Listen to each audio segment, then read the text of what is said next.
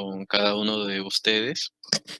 En primer lugar, yo quisiera felicitar esta iniciativa que ha tenido la institución educativa César Vallejo de Chiclayo, que realmente hace una labor casi única, digamos, o muy particular desde lo que conocemos a través de la experiencia, un poco lo que comentaba la profesora Nancy.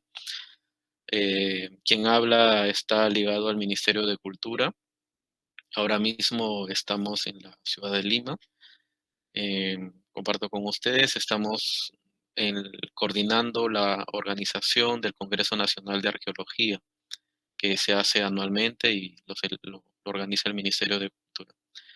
Entonces, en los últimos años estuvimos en la Dirección Desconcentrada de Cultura de Lambayeque, donde ahí básicamente hemos podido desarrollar algunas políticas públicas en torno a la arqueología regional y entre los proyectos más importantes que se llevaron a cabo ha sido justamente en César Vallejo. César Vallejo, como ya ustedes lo conocieron seguramente a través de todo el taller y sobre todo con la ponencia de hoy de la profesora Nancy, básicamente es un caso bastante interesante y peculiar, por así decirlo, en Chiclayo, porque estamos hablando de un sitio arqueológico, una huaca que está inmersa dentro de una población urbana, está en lo que para algunos podría ser las afueras de Chiclayo, pero finalmente estamos dentro del distrito de Chiclayo. Y de manera bastante particular estamos hablando de una de las últimas huacas, si no la última, que está mejor conservada y se mantiene en Chiclayo. Entonces, el trabajo que se ha hecho en Huaca César Vallejo básicamente nos está permitiendo conocer los antecedentes directos a través de la arqueología de nuestra historia, básicamente chiclayana y, por qué no, regional. Con esta pequeña introducción yo quisiera comentar y compartir con ustedes ya el tema de hoy. Voy a pasar a proyectar.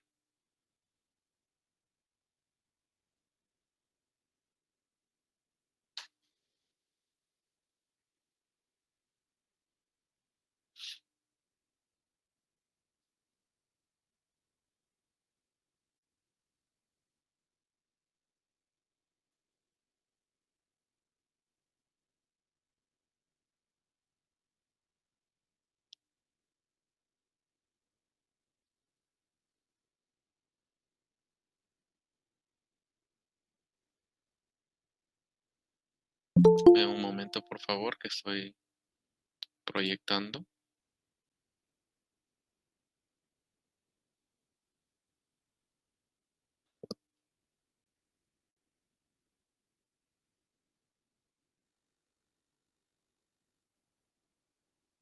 Me confirman, por favor, si pueden ver toda mi pantalla y, por favor.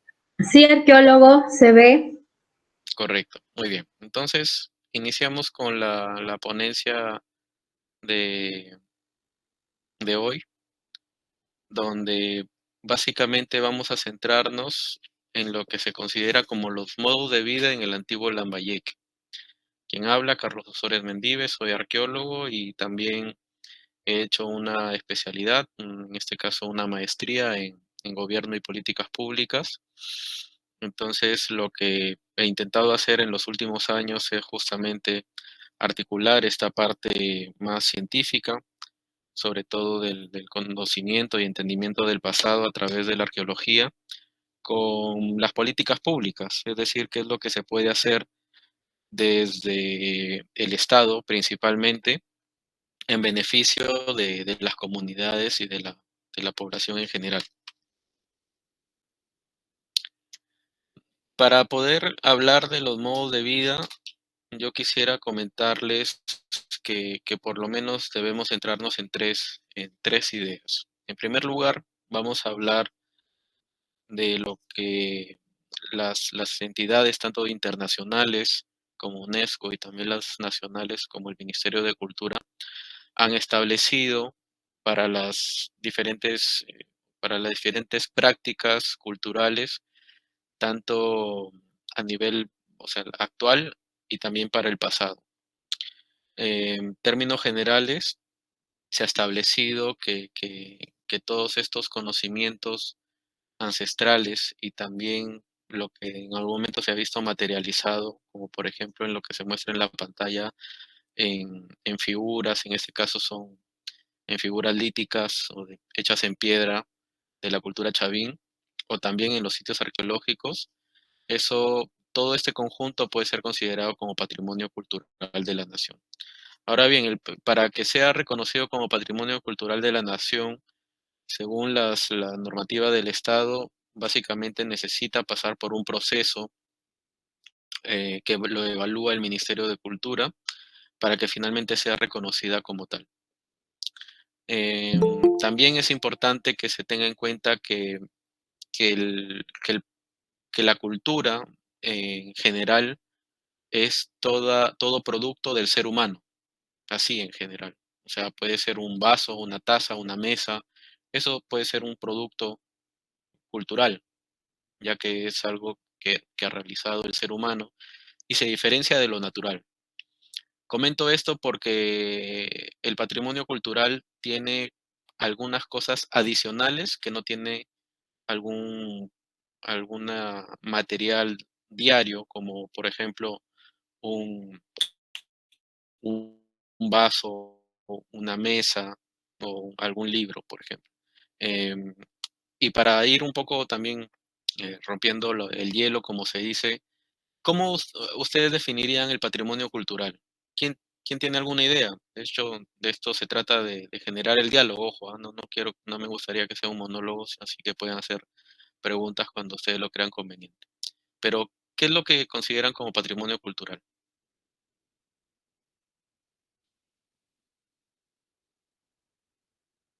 ¿Alguien, Eh, alguna idea? un conjunto de bienes heredados de nuestros antepasados.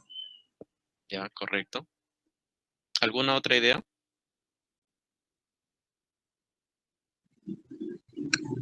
Lo, lo viene realizado por el ser humano en relación en relación a la civilización, ¿no? A la civilización sobre todo. Ujú, correcto. Muchas gracias. Está muy bien lo que se ha comentado. El patrimonio cultural, o en otras palabras, para que algo sea reconocido como patrimonio cultural, necesita tener valores. Es decir, por ejemplo, un valor histórico debe contener un valor social, un valor también artístico y entre otros tipos de valores. Por eso es que no todo puede ser reconocido como un patrimonio cultural, sobre todo de la nación, o sea, que nos representa a nivel nacional. Em, por ejemplo, en este caso yo estoy mostrando algunas imágenes de lo que es patrimonio cultural en sus subtipos. O sea, hay patrimonio cultural material y también patrimonio cultural inmaterial. Como indica su nombre, básicamente es el material, lo que se puede ver, tocar, y lo inmaterial normalmente es un conocimiento que está y que no se puede ver.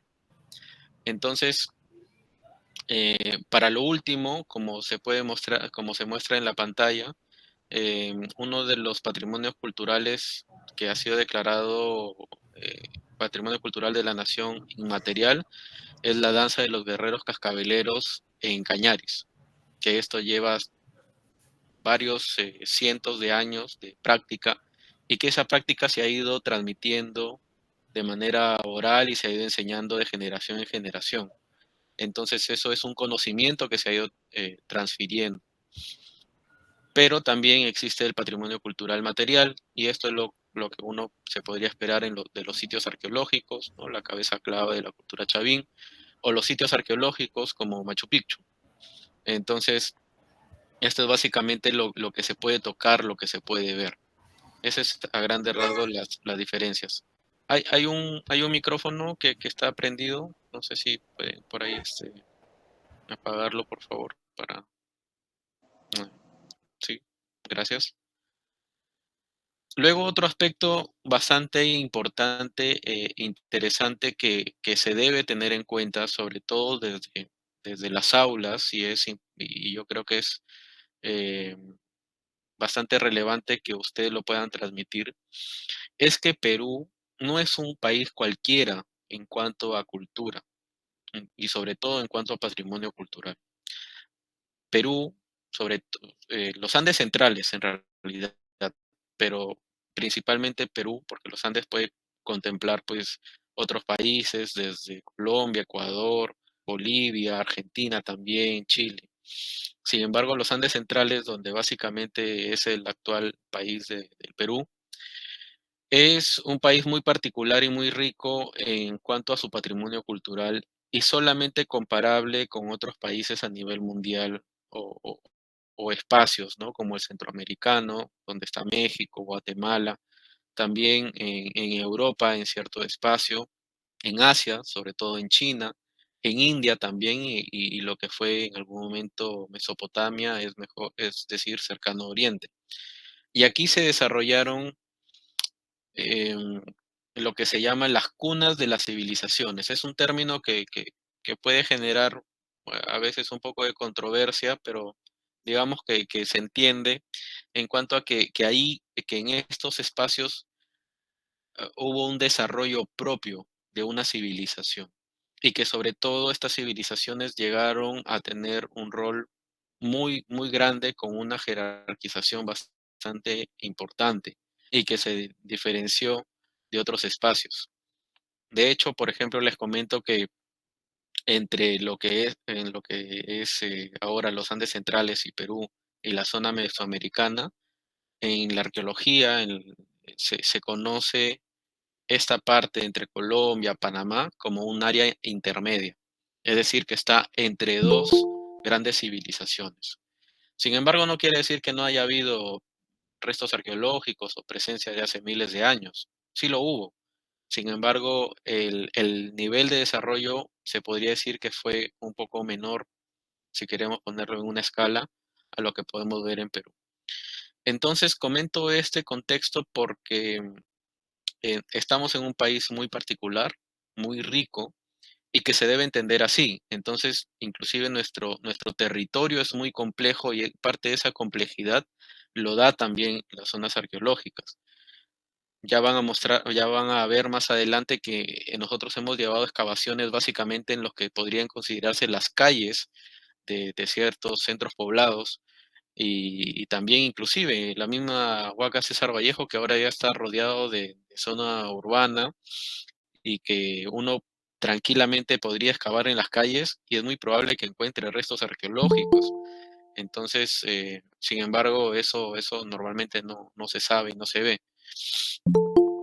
Y esto no es casualidad, ya que estamos en un espacio bastante rico en torno a su patrimonio cultural. Entonces, ahora nos vamos a centrar básicamente en el departamento de Lambayeque, que normalmente es reconocido por su costa, ¿no? Creo que todos, yo soy de allá también, de Chiclayo, y creo que cuando decimos que somos de Lambayeque, de manera instantánea nos reconocen por nuestra costa, por nuestra cercanía al mar, por nuestra gastronomía, el ceviche y otras cuestiones más. Sin embargo, nosotros en Lambayeque también tenemos sierra, tenemos los Andes lambayecanos donde aún se habla quechua, una variante de quechua que puede ser reconocido como quechua Incahuasi Cañaris, y que es bastante interesante y como muestra las imágenes, tienen prácticas tradicionales bastante importantes que esto incluye, por ejemplo, la propia vestimenta, sobre todo que siguen usando las mujeres, ¿no? Porque en el caso de los hombres se ha ido perdiendo un poco, pero está ahí y aún hay varias cuestiones ahí que se deben explorar. Entonces, el lugar del que vamos a hablar básicamente hoy es la región de Lambayeque a través, obviamente, de su arqueología y comentando un poco de cómo se puede reflexionar sobre la obra. Antes de pasar quizás al punto más específico y el título de la ponencia, yo yo sí creo que sí es importante saber dónde estamos ubicados dentro de las investigaciones arqueológicas en la región. Las investigaciones arqueológicas tienen un principal antecedente, sobre todo cuando hace más de 100 o 150 años atrás se hablaba sobre el oro en Lambayeque, sobre todo a través de las piezas de metal.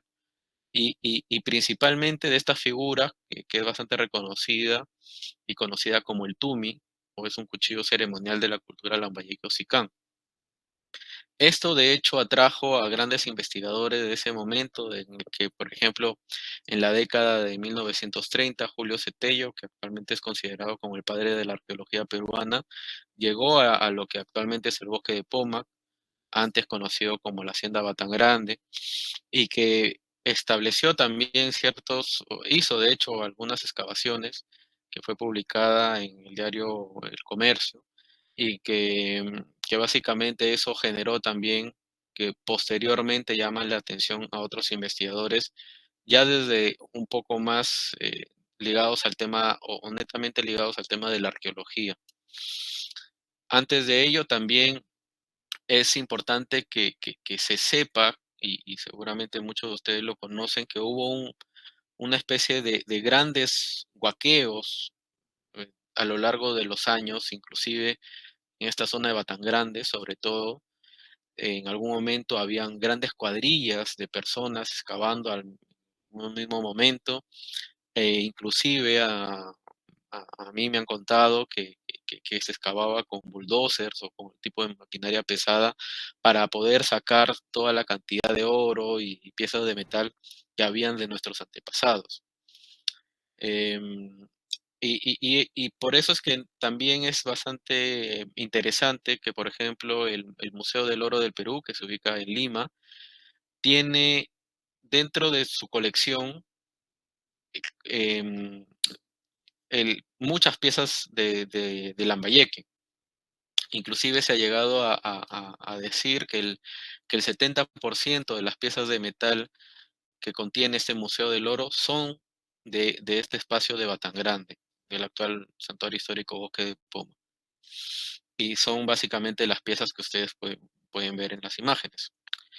Luego, al pasar las décadas, y de manera específica en 1978, un grupo de arqueólogos liderado por el doctor Izumi Shimada y el doctor Carlos Helera, actual director del Museo SICAN en Ferreñafe, iniciaron unas investigaciones en esta zona también de Batán Grande, lo que corresponde al valle de Río La Leche.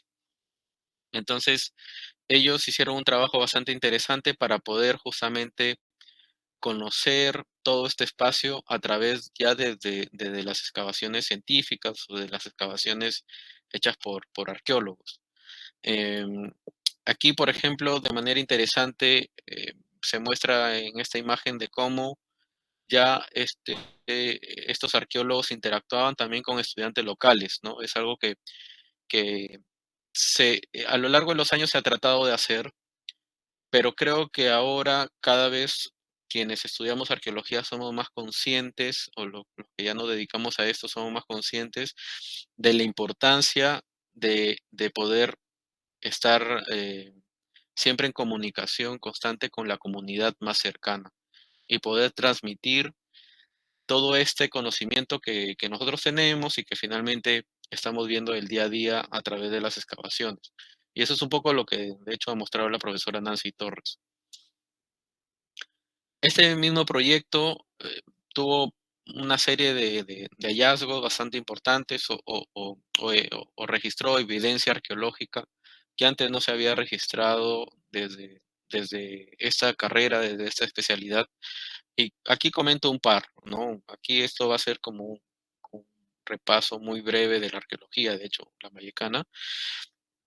Y entre los aspectos más importantes es que se encontró este conjunto de hornos superpuestos para la fundición de metal, que como seguramente muy bien saben, para poder llegar a este producto, que es una máscara, tuvo que salir la materia prima de algún lado, es decir, de canteras que hay en Lambayeque, de diferentes tipos de metal.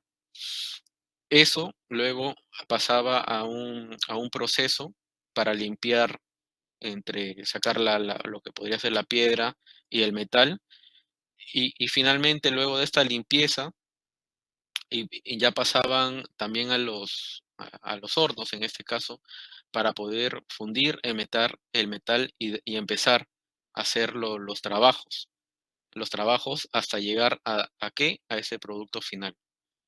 Entonces, por primera vez en la historia de la arqueología en Perú, se registraba estos hornos para la fundición de metal. Y eso ha permitido reconstruir toda esta cadena, que nosotros lo conocemos como una cadena operativa de producción, en este caso del metal. Luego, otra investigación bastante conocida y que de hecho se vuelve inclusive como una especie de símbolo regional, es el descubrimiento de la tumba del señor de Zipán, en este caso por un equipo liderado por el doctor Walter Alba y los arqueólogos Luis Chero y Susana Meneses, que en 1987, luego de un llamado, ¿no? Es de la historia bastante conocida, de la policía, llegaron al Museo Bruning, que era en ese entonces el único museo que había en la región, comentando sobre estos posibles hallazgos y saqueos que se estaban llevando a cabo en Zipán, en Huacarrajada, Zipán, ¿no? Ahí es un tema, el sitio cercano, por así decirlo, es Huacarrajada, pero se hizo bastante famoso el nombre de Zipán, ¿no? Como centro poblado, y también como nombre de este gobernante, en todo caso, mochica, de la cultura mochica. Entonces, aquí se llevó a cabo unas excavaciones arqueológicas bastante importantes y que básicamente han marcado para muchos un antes y un después en la arqueología peruana, porque se llegó a conocer de manera detallada y a través de las excavaciones arqueológicas cómo estaba organizado y cómo se había dispuesto la tumba de un gran gobernante antiguo, en este caso de la cultura mochica.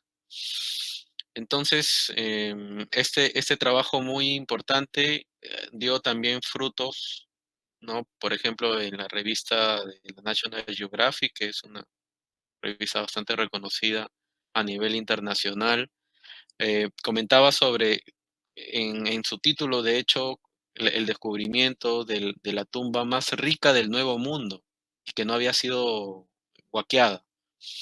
Entonces, vemos cómo, digamos que le dio una importancia casi mundial, ¿no? En ese momento.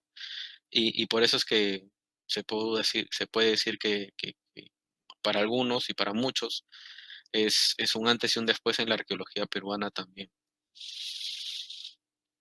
Estos principales antecedentes hacen parte de lo que también quiero comentar y son como los principales resultados, viendo una cronología, ¿no? La cronología o esta especie de poner periodos a lo largo de miles de años nos permiten a los arqueólogos y a los especialistas ver dónde está ubicado el resto arqueológico.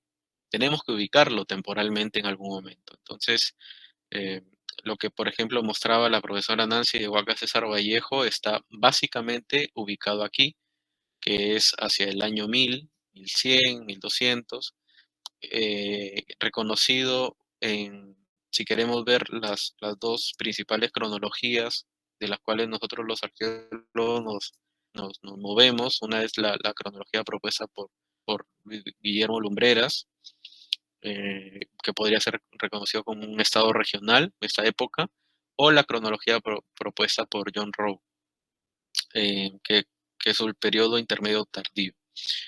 Entonces, lo que vamos a ver a continuación es básicamente toda esta continuidad de, de- de- de hallazgos y evidencia arqueológica, sobre todo en la región de Lambayeque, que Básicamente existe evidencia muy antigua, como vamos a pasar a ver, que podría estar entre los 12.000 a 4.500 antes de Cristo.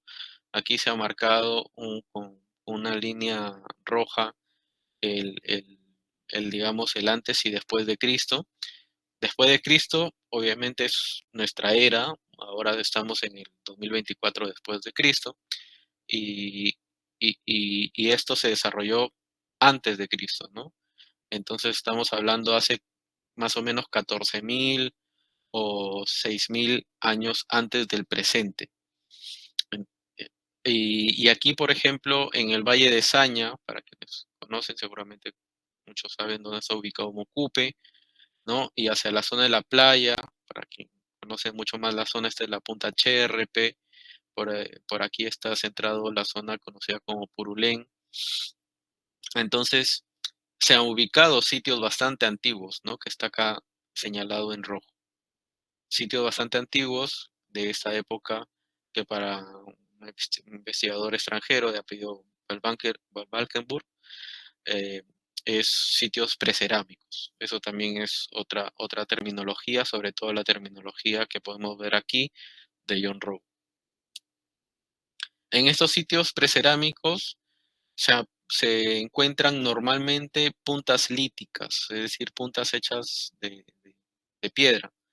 piedra trabajada, ¿no? Y esto, ¿para qué sirvió? Para cazar, por ejemplo, o también para actividades de pesca, como se puede ver en esta recreación de aquí. Es en Piura, pero básicamente es una idea muy similar. Luego otro sitio bastante importante y que está bastante cerca de Chiclayo es Pomalca, en Pomalca, el sitio arqueológico de Ventarrón. Aquí, esta es una época bastante interesante porque empiezan a construirse grandes monumentos. Es, digamos, como que la primera etapa en la historia de, de aquí, de este país, donde empiezan a desarrollarse lo que posteriormente podrían ser considerados las huacas, ¿no? O grandes monumentos, estructuras monumentales. Entonces aquí empieza, esta es la época que empieza a construirse. De hecho, Ventarrón y otros sitios más son contemporáneos a lo que está más conocido como Caral, más conocido sobre todo, pues lo menciono para, no sé, un público que quiere hacer turismo, ¿no? Por ejemplo. Pero aquí en Ventarrón se halló pintura muy antigua que pueden ver ustedes. Esto es una especie de red, ¿no? Según las investigaciones hechas en la zona, y que acá estaría dibujado un venado. Esto se ha hecho la comparación también con otros diseños, inclusive posteriores, como por ejemplo para época mochica, y se ha visto dibujos muy similares. Por eso es que también a uno como arqueólogo le permite reconstruir e interpretar de qué es lo que se trata estas figuras. También se han encontrado pinturas, como pueden ver, o sea, los grandes monumentos antes estaban pintados y eso ha sido por miles de años. Entonces, estas investigaciones han dado estas luces bastante importantes e interesantes para la arqueología lambayecana. Muy cerca de Ventarrón también y ya acercándonos a nuestra era, de hecho, en algunos casos podría ser ya considerado nuestra era, ¿no? Hacia como máximo al 200 después de Cristo. En la zona de Coyú también, Coyú, en Pomalca, se ha podido encontrar también otro templo bastante importante de esta época que para algunos es el formativo o para otros es el periodo inicial u horizonte temprano.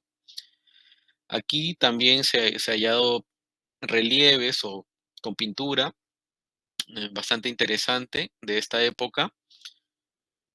Adicionalmente, en Lambayeque también tenemos algo que ha sido muy poco explorado, si bien hay registros iniciales por Walter Alba, Susana Meneses, hace 4 o 5 décadas atrás, que son geoglifos. Los geoglifos son, como pueden ver, figuras, y como su nombre lo indican, sobre la tierra, que, que no son tan fáciles de ver si uno se para al costado y que, por ejemplo, estos pueden llegar hasta los 60 metros de largo. ¿Y cuáles son los geoglifos más famosos? del Perú, inclusive de Sudamérica, la línea de Nazca, que esto es para poder ver su real dimensión y ver bien su figura, uno tiene que sobrevolar prácticamente. Entonces, la misma idea se aplicaba aquí en estos geoglifos que hay en Oyotún. Es en Cerro el Águila y en el Búho. Aquí básicamente estos geoglifos, entre las particularidades que tiene, es que son más antiguos que la línea de Nazca. En esta época que estoy remarcando aquí, la línea de Nazca son en esta época del intermedio temprano o desarrollos regionales, es decir, son posteriores a las que están hechas en Oyotún. Y otra particularidad es que las de Oyotún están hechas con una piedra, digamos, medio blanquecina, que permite hacer el contraste con el terreno, que es un poco más ligado hacia lo marrón, ¿no? Beige, marrón, como pueden ver un poco también en las imágenes. La línea de Nazca, a diferencia de los geoglifos en Oyotún, más bien son excavaciones en la tierra. De manera muy particular, estas pampas en Nazca tienen como dos niveles de tierra, ¿no? Una tierra más oscura y una tierra más blanca. Entonces lo que hacían los antiguos nazcas es sacar esta tierra más oscura para que quede la blanca y pueda hacer este contraste con- de colores básicamente y finalmente eh, de las figuras. Luego, ahora voy a proyectar un video que resume básicamente a lo que se puede considerar como o que se considera como la cultura mochica. Y también quisiera también, por supuesto, que me indiquen si se escucha. Sí, gracias.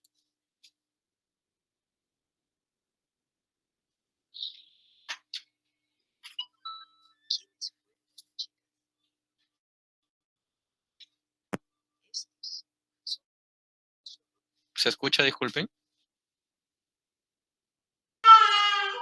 No se escucha. No. A ver, un momento, por favor,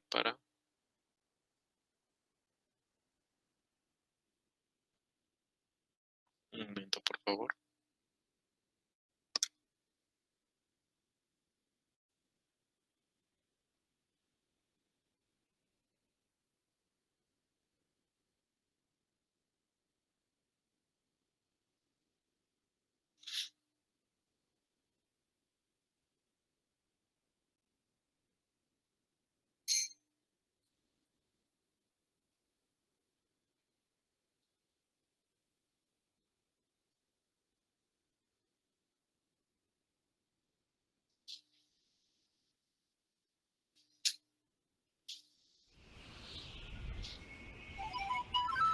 ¿Quiénes fueron los mochicas? ¿Ahora se escucha? Sí, arqueólogo, ya se escucha. Ok. Estos son sus rostros silenciosos, testigos de historias que aún se esconden detrás de sus miradas y gestos. No conocemos sus nombres, pero sabemos que muchas de estas vasijas representaron a hombres y mujeres mochicas que gozaron de mucho prestigio en su época. Hoy, después de 1500 años, su legado aún está muy presente en la identidad de los pueblos de la costa norte del Perú. La cultura mochica tiene sus orígenes en la milenaria tradición cupiznique y en las culturas Salinari y Virú, sus antecedentes más directos. Las poblaciones mochicas habitaron en aldeas de pescadores junto a las playas o formaron comunidades de agricultores y pastores en los valles y en las faldas de la cordillera, entre las regiones de Piura por el norte y Ancash por el sur. Los mochicas vencieron al desierto creando fértiles valles gracias a un extenso sistema de canales de irrigación. La producción de los valles costeños fue complementada por una diversidad de productos intercambiados con regiones vecinas. Las comunidades mochicas se organizaron alrededor de grandes centros políticos y religiosos, como la Huaca de la Luna en el Valle de Moche, Huaca Cao Viejo en Chicama y Zipán en Lambayeque, entre muchos otros. Los imponentes templos mochicas recrearon en sus formas un paisaje sagrado. Las pirámides aterrazadas representaban a la montaña, lugar de origen de las lluvias y los ríos, por donde el sol aparece diariamente. Las plazas principales, orientadas hacia el mar, donde el sol se oculta cada tarde, marcaban la entrada al mundo de los muertos. En estos recintos sagrados habitaban los dioses, cuyas figuras fueron plasmadas en frisos y murales que cubrían las paredes del templo.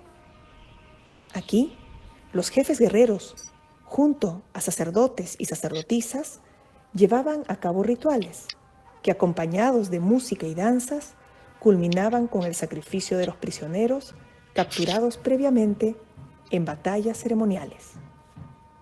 Los líderes mochicas, como el señor de Zipán o la señora de Cao, encarnaron a los personajes divinos, quienes recibían las ofrendas y realizaban los sacrificios humanos.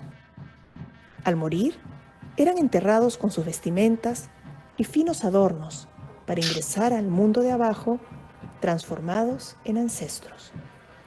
Los gobernantes ejercían su poder de manera independiente en cada valle. Sin embargo, una cultura compartida los unía. No sabemos con certeza si todos hablaron una misma lengua, pero los mitos, rituales y símbolos representados en su arte y arquitectura se convirtieron en un idioma común, que por cerca de 800 años dio vida a esta cultura que llamamos mochica.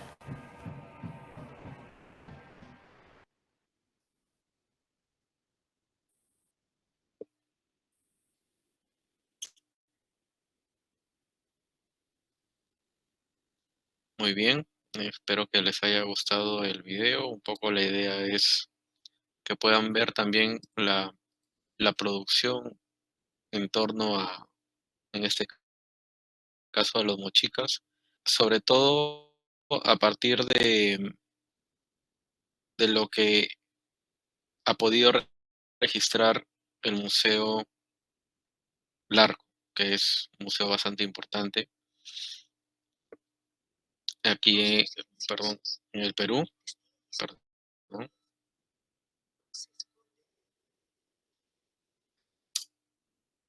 Muy bien. ¿Me escuchan nuevamente?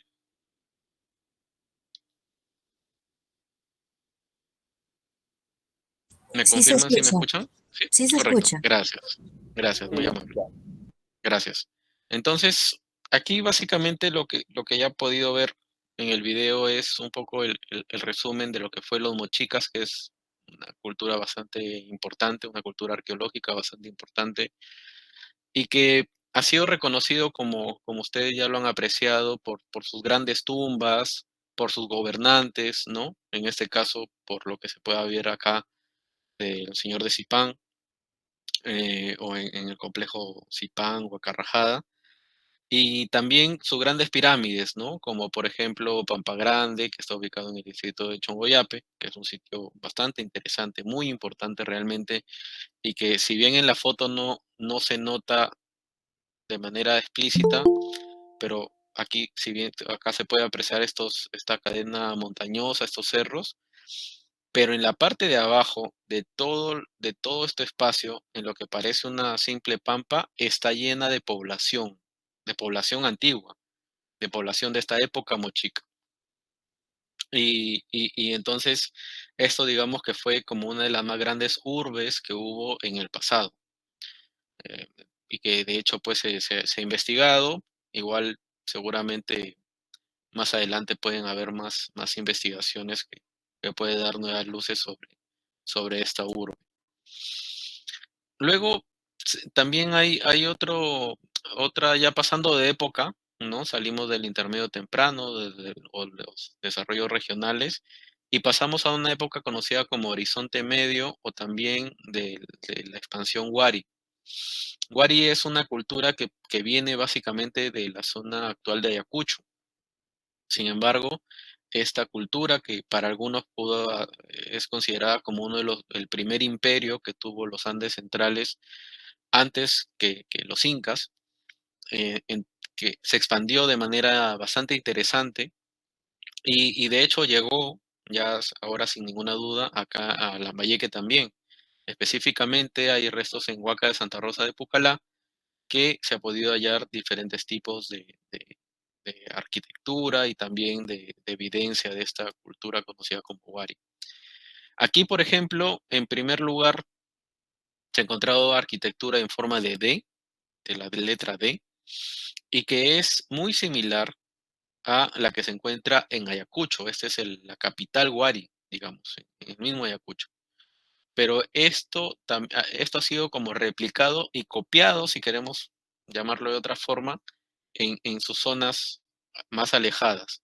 Y también utilizando el material propio, ¿no? En este caso no hay un piedra, sino lo que se usó fue adobe principalmente. Pero la idea se mantenía, o sea que era una forma en D, ¿no? Con una disposición muy similar. Y de manera bastante interesante también se muestra estas piezas, por ejemplo, este gorro de 4 puntas que pueden ver ustedes aquí, que es típicamente de la cultura Wari, o también este vaso conocido como quero, tiene una abertura, digamos, hacia la parte de la boca del vaso.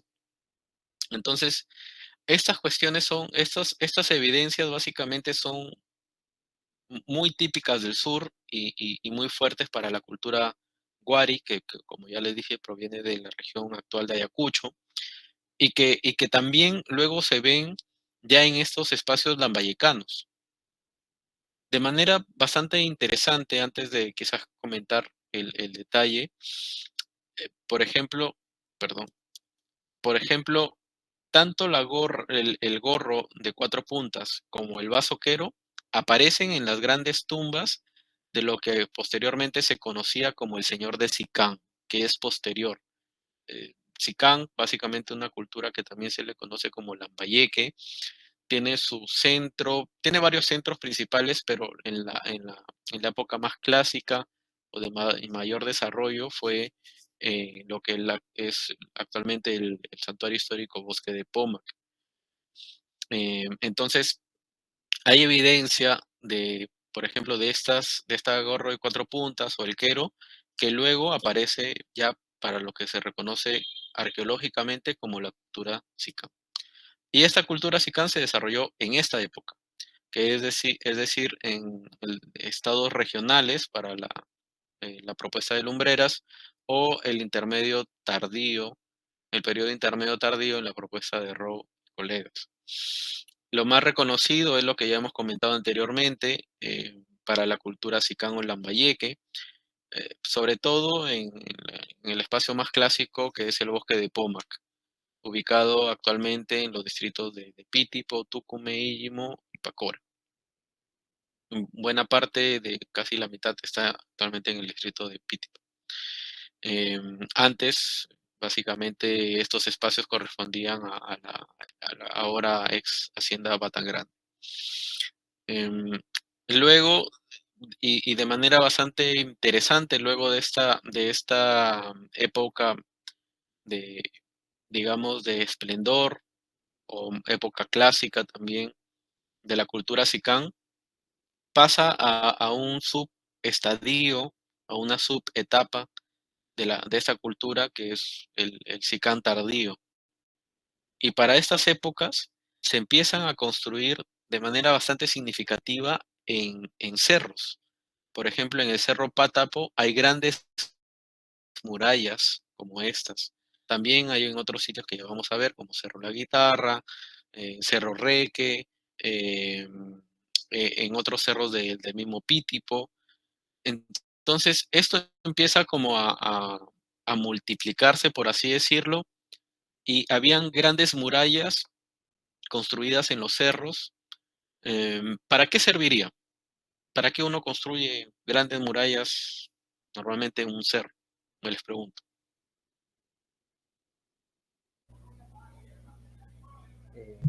protección, ¿puede ser? Protección. Defensa. Defensa, protección, así es, exactamente.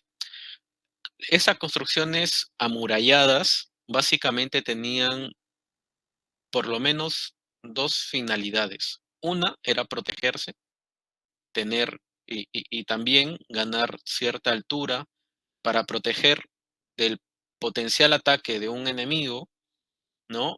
Pero también de tener altura para cuidar los valles, la agricultura, etcétera, que estaba básicamente en la parte baja. Entonces, hay varias poblaciones en algunas partes que empiezan a moverse hacia los cerros y lo que hacen en esas épocas es empezar a amurallar los cerros. Y eso también eso lo podemos ver hacia la etapa final de lo que es considerado como la cultura Sicán, eh, y también de quién posiblemente se defendían. Lo que se podría decir a estas alturas es que estos grupos locales que arqueológicamente se reconocen como Sicán, se estarían en un momento de tensión, de posible conflicto, ante la llegada a Chimú, en la región de Lambayeque. Chimú tiene su centro en Chanchán, el actual departamento de la Libertad, cerca de Trujillo.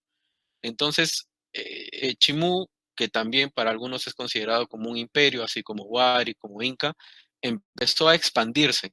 Y una de sus zonas de expansión fue más al norte, llegó pues hasta Tumbes, ¿no? Eh, entonces, pero pasó por Lambayeque. Sin embargo, en Lambayeque no estaba vacío en ese momento, sino que había un desarrollo muy fuerte de lo que como ya les comenté, se conoce arqueológicamente como Sicán o también cultura Lambayeque. Entonces, estos momentos a veces no se cuentan también en la historia, en la arqueología, inclusive en clase, porque en clase normalmente te llega la información sobre la tumba del señor de Sicán, la tumba del señor de Sipán, los grandes hallazgos, la dama de Cao, etcétera. Pero también hubo momentos de conflicto y muchas veces se piensa que el conflicto, la guerra, siempre lo hubo, pero a veces no se demuestra, no lo dicen, ¿no? Entre cierto y no tan cierto, que los incas eran grandes guerreros. Pero lo que siempre hay que preguntarnos es, ¿cuál es la evidencia de que ellos eran grandes guerreros? Guerreros significa que estaban en una guerra, en primer lugar, ¿contra quién? Esos guerreros se enfrentaban, tenían grandes ejércitos, pero ¿dónde está también la evidencia? Sobre todo desde la arqueología, la evidencia material. Y lo que se ha podido ver, por ejemplo, ya para el caso de los incas que vamos a comentar a continuación, es que em, los incas eran bastante estratégicos, digamos, en términos más actuales, bastante políticos. Eh, Ellos expandían su imperio de forma bastante interesante, casi casi haciéndose aliados de los gobernantes locales. Y así avanzaron de manera muy rápida realmente. Por eso es que los incas se vuelven un gran imperio porque avanzaron muy, pero muy rápido. Entonces, em, ya voy a comentar, pero no quería dejar de pasar esta idea de que antes hubo también conflictos, posiblemente guerras, pero muy pocas veces se demuestra. Y también, y peor, se habla en las clases o en las escuelas. Ahora bien, es bastante importante que nosotros seamos conscientes de dónde aparece en nuestros símbolos actuales lo que la arqueología ha dado o ha estudiado. Por ejemplo, el Tumi está al menos en tres símbolos, en este caso escudos, como de la Municipalidad Provincial de Chiclayo, en las municipalidades provinciales de Pitipo e Íllimo, y la máscara del señor de Sicán aparece básicamente en lo que es el símbolo del gobierno regional de Lambayeque. A veces nuestras autoridades también no saben muy bien del origen de estos símbolos, pero es importante saberlos y sobre todo saber explicar, dar más o menos el contexto arqueológico, qué época estamos hablando, y por eso que lo muestro aquí también. Finalmente, en toda esta gran etapa que para algunos puede ser considerada como una etapa prehispánica, es decir, antes de la llegada de los españoles en 1532, con la toma de Cajamarca, em, hemos hecho todo este recuento para Lambayeque.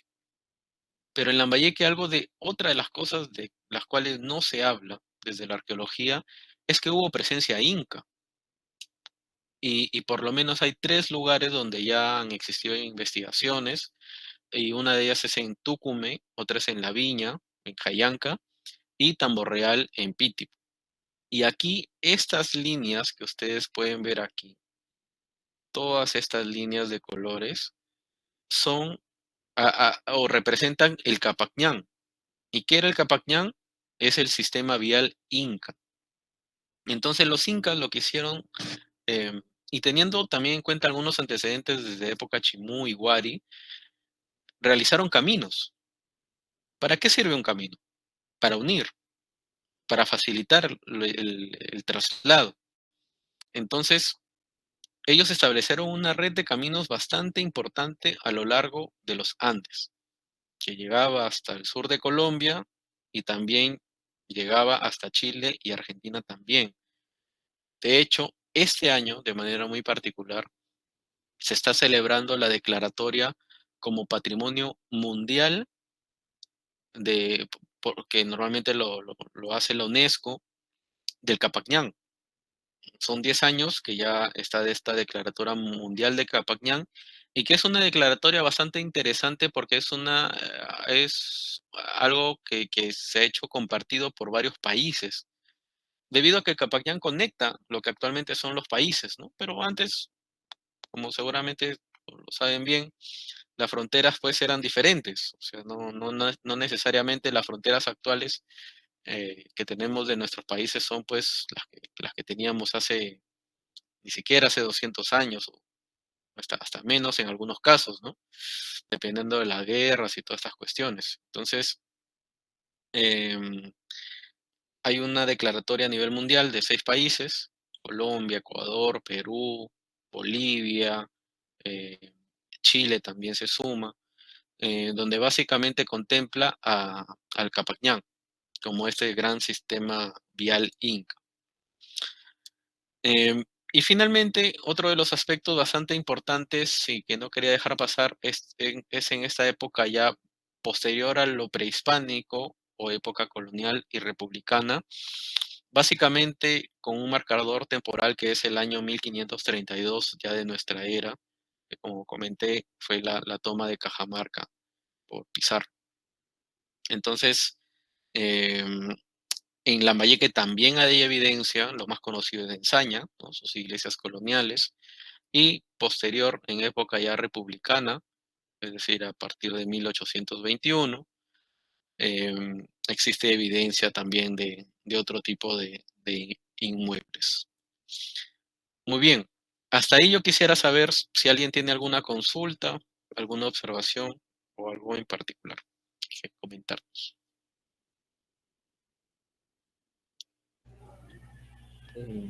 Carlos, buenas noches. Buenas noches. Arturo Tábara te saluda. ¿Qué tal, Arturo? Mira, cuando nosotros estamos impartiendo nuestras sesiones con los estudiantes, sobre todo en primer año, entonces vemos ahí el desarrollo moche. Tenemos los moches del sur, característico principalmente por su monumento y la cerámica, ¿no? Cerámica muy bien trabajada. Pero en el caso, por ejemplo, en el caso de la provincia de Lambayeque, ¿no? Cuando ya entramos al norte, a los moches del norte, en Lambayeque, casi es muy difícil para nosotros los docentes, por ejemplo, poderle mostrar alguna evidencia característica en cuanto a alfarería, moche, ¿no? Entonces, por ejemplo, nos imaginamos el señor de Zipán, la tumba del señor de Zipán, ¿no? Una tumba muy rica, pero la cerámica, no hay casi una cerámica que nos puede evidenciar, muy fina, como en el argot criollo que nosotros ponemos. Luego, en la provincia de Lambayeque, para la provincia de Lambayeque, nosotros tenemos vestigios de una ocupación en Huacabandera, ¿no? Una fase ya, una transición entre Moche y Lambayeque, Ujú. pero, pero, pero ya después no tenemos ya más, ¿no? La pregunta es, ¿y por qué no tenemos algunos ejemplares característicos? Porque para nosotros es muy difícil decirle a un estudiante, mira, aquí en la provincia de Lambayeque, este es un ejemplar de una cerámica Moche, ¿no? Y este es como Lambayeque que tiene, ¿no? Un huequito rey. No, bueno, como tú como arqueólogo, hay, hay esas evidencias que nos permiten identificar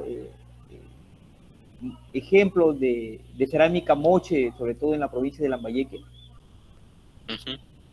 Muchas gracias. Bastante interesante la pregunta, porque ahí estamos entrando a un tema mucho más específico, ¿no? Aquí he intentado hacer todo muy rápido, pero, o sea, en la escuela, la arqueología nos enseñan la cultura mochica, pues, en casi todo un ciclo, ¿no? Hay casi un curso dedicado solo a la cultura mochica. ¿Por qué? Porque es muy compleja. Em, Hay una propuesta bastante interesante que inclusive ya hay, digamos, un avance posterior en la cual separa el moche del sur y moche del norte, o mochica, cultura mochica del norte, mochica del sur.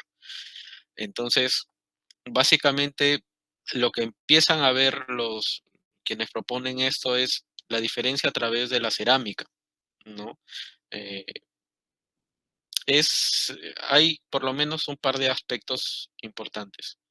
Uno, que para reconocer la cultura arqueológica, en este caso como mochica, deben tener de manera obligatoria, así sea en Lambayeque o en Trujillo, para poner los términos actuales, tienen que tener características similares, porque si tienen características diferentes, en todo caso estamos hablando pues de otra cultura, si lo queremos llevar desde la parte más arqueológica. Por eso es que no se podría hacer un poco difícil en algunos casos, de diferenciar qué es del norte y qué es del sur. Sin embargo, em, la propuesta que mueve esta idea sí menciona que, por ejemplo, los huacos retratos, que también son bastante reconocidos y han podido ver un poco en el video, eso aparece básicamente en la zona sur. Es un poco extraño que aparezca en la parte norte, llámese en parte norte Lambayeque o Piura, pero podría aparecer. O sea, no es que sea algo imposible, podría aparecer casi de manera excepcional. Entonces, esa es como que, digamos, la primera gran diferencia, ¿no? Aquí, normalmente, cuando se excavan las grandes tumbas o los contextos mochicas, no se encuentra un huaco retrato, pero si se excava en los cementerios mochicas que se encuentran en el actual Trujillo, muy cerca, sí se puede encontrar. De hecho, se encuentra. Entonces, esa, digamos, que podría ser la primera gran diferencia. De ahí podríamos decir que existe otro tipo de cerámica que se podría diferenciar de la parte más sureña, sobre todo de las botellas mochica, lo que es un poco más escultórico, lo más llamativo, si queremos también ponerle otro nombre. Em, pero lo que sí, mm, no hay algo tan característico, digamos, para Lambayeque como lo hubo posteriormente para la cultura Sicán o Lambayeque, que tú comentaste con el Guaco Rey. El Huaco Rey, ¿no? Es este personaje con los ojos alados y que básicamente era como que una especie de dios también, posiblemente una representación de un dios casi casi omnipresente, porque estaba literalmente en todos los soportes materiales, o sea, para que la representación, en este caso del dios Sicán, algunos es dios, es esta. Si ustedes se dan cuenta y ven el detalle, la misma, ¿no? Son los ojos así medio jalados, o lo que lo conocemos como ojos alados. Aquí también están los mismos ojos. Y eso se repite básicamente en todos lados, en todo tipo de material, en el huaco también, o en las vasijas. Por eso es que hay el huaco rey. Entonces, eso para la cultura mochica y específicamente para Mochica del Norte no hay, sin ninguna duda. Em, entonces, son diferencias porque en este caso, las sociedades fueron ligeramente diferentes.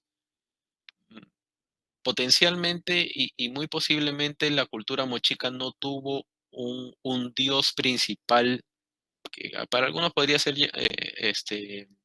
Ayapaec, pero en realidad esto es un poco más amplio, más politeísta, es decir, los mochicas tenían una serie de dioses y no un dios principal. Eso también podría ser parte de la explicación a tu pregunta. Eh, Espero haber podido contestar y de hecho, finalmente hay investigaciones en sitios mochicas de Lambayeque, sí, sí, sin ninguna duda, ¿no? Partiendo del mismo Zipán, pero también pasando a las partes más, un poco más posteriores, como lo que mencionaste de Huaca Bandera, que está en esta época más o menos de Huaca Santa Rosa de Pucallá, ¿no? Época donde estaba Mochica, pero llega Huari también. Es una época bastante interesante, conocida como para algunos un transicional. ¿Hacia qué? Hacia lo que viene posteriormente, que es la cultura este, Lambayeque, Sicán, y un poco más al sur, la cultura Chimú. Muchas gracias, Arturo. No sé, no puedo ver las manos, así que si alguien tiene otra pregunta, adelante. Gracias. Sí, Carlos, yo tengo una inquietud. Cuando hablábamos de la cultura lambayeque, se decía sobre las grandes murallas para defensa y protección.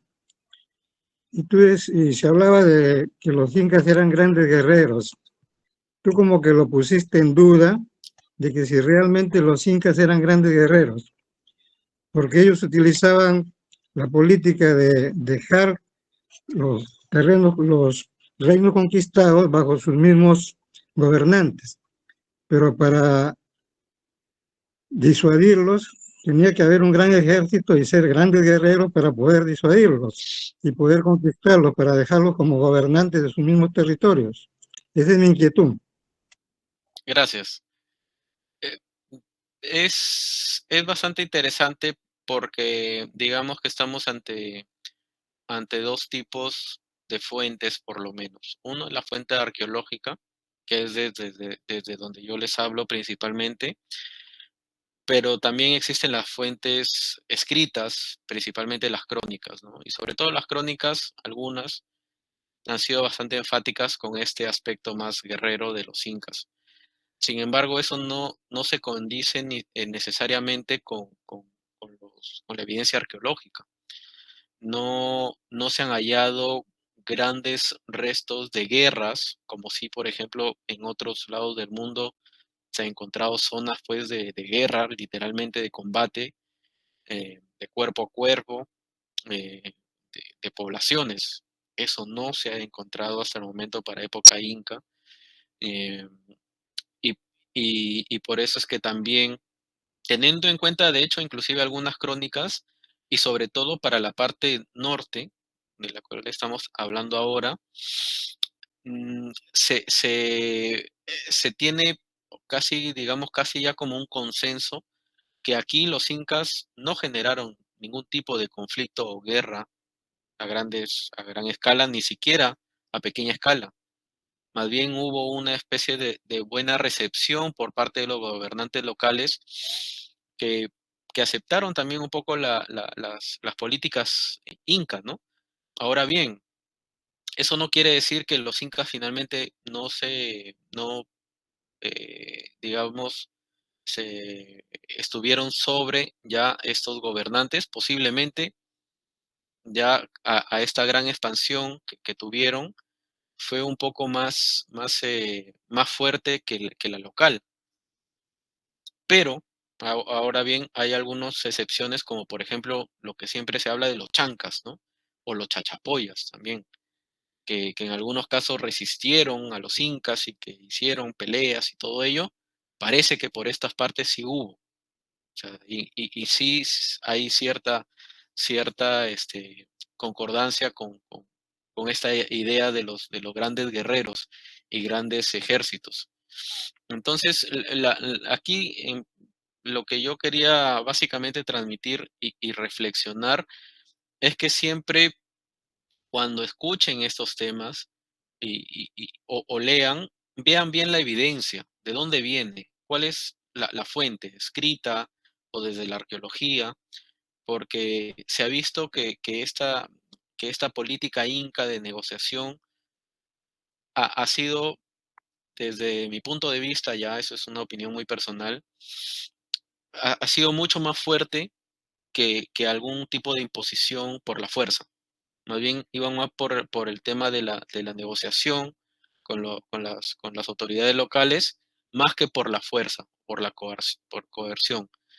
Entonces, son políticas diferentes, porque una cosa es que te gane por la guerra o por la mala, y otra cosa es que digamos que podamos avanzar, pero en muy buenos términos, ¿no?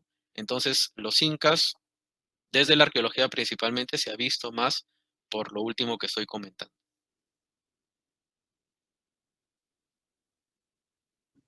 Muchas gracias. A usted. Muy bien, entonces si no hay otra consulta, vamos a continuar. Em, Básicamente, lo que hemos visto hasta el momento se, se resume y se puede actualmente observar en los 6 museos que hay en Lambayeque. Como menciono ahí, las investigaciones arqueológicas en Lambayeque han derivado en 6 museos. El Museo Tumbas Reales de Zipán, que contienen los restos básicamente de los gobernantes de este sitio arqueológico, Huacarrajada Zipán.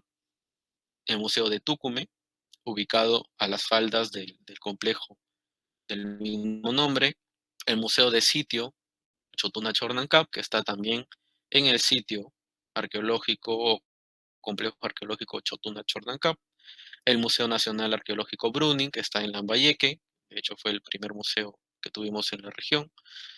El Museo de Sitio Huacarrajada Zipán, que es posterior al Tumbas Reales y que también almacena evidencia y restos principalmente de las últimas investigaciones, ¿no? De la última década, de las últimas 2 décadas. Y finalmente está el Museo Nacional de Sicán, ubicado en Ferreñafe, que nace a partir de las investigaciones del proyecto arqueológico Sicán que comenté anteriormente, y también producto de que se hallaron grandes tumbas, ¿no?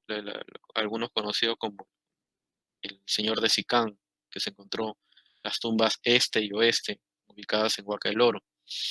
Posterior a ello, se crea el Museo Nacional de Sicán. Muy bien, y ya vamos un poco yendo hacia la parte final de esta presentación. Y hemos visto cómo la arqueología lambayecana ha avanzado. Pero, ¿qué es lo que falta en la arqueología lambayecana? Y eso es un poco lo que vamos a ver a continuación. En primer lugar, eso ya es esta, digamos, separación es algo que lo he elaborado, ¿no? Em, Creo que falta la identificación y estudio de los restos no monumentales, es decir, no de las grandes pirámides, no de las grandes urbes, sino de lo más sencillo, entre comillas. De hecho, les comparto que estábamos reflexionando con una colega estadounidense y, y le comenté que a veces, o ella también estudia lo más sencillo, la vida cotidiana, el día a día, y que a veces lo más sencillo puede ser lo más interesante también. Y eso yo creo que es un poco lo que nos puede estar faltando en la arqueología lambayecana. Por eso es que acá coloco los restos no monumentales, ¿no? Entre ellos, lo que ya comenté, los geoglifos, por ejemplo, un estudio muy detallado de los geoglifos nos falta para entender, por ejemplo, por qué fueron creados, hacia qué explicación estaríamos dando del paisaje, ¿no? ¿Por qué están situados donde actualmente se encuentra, entre otras cuestiones? Otro resto no monumentales que no ha sido tan explorado fuera de algunos investigaciones es de los petroglifos, en este caso ya las evidencias sobre piedra. Aquí dos principales, uno es los petroglifos de Quebrada de los Boliches en Olmos, que tiene una extensión bastante interesante, o los más conocidos que son Cerro Mulato, en Chongoyape. También es otro espacio, a pesar de ser un cerro pequeño, si lo comparamos con otros, pero es un cerro que hasta el momento, en este caso Mulato, Cerro Mulato, aún eh, llega mucha gente ahí a hacer prácticas rituales. ¿Alguien para esto es de Chongoyape? ¿O conoce el Cerro Mulato?